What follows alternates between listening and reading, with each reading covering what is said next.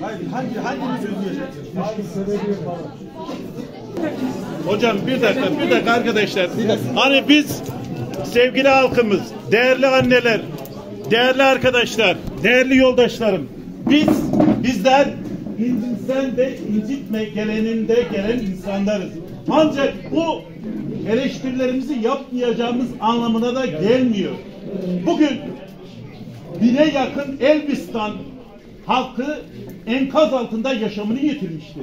Annelerimiz, babalarımız, kardeşlerimiz milyon değerinde bize satılan binalar enkaz halinde.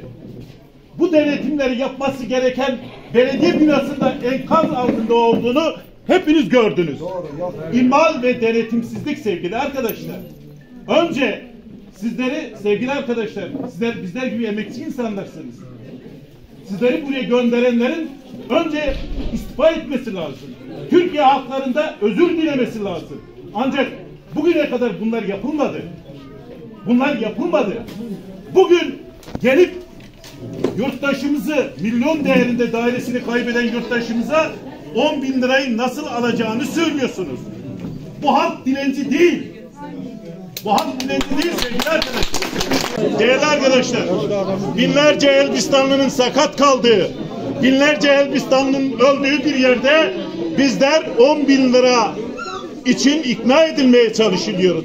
Bu zihniyeti, bu anlayışı yaşamın olduğu her yerde mahkum etmek her Elbistanlı'nın görevidir diye düşünüyorum. Kesinlikle. Sözüm zaten burada bizi ziyaret eden arkadaşlara değil sevgili arkadaşlar. Sözüm siyasal iktidaradır, sözüm devletedir, sözüm hükümetedir. Teşekkür ediyorum.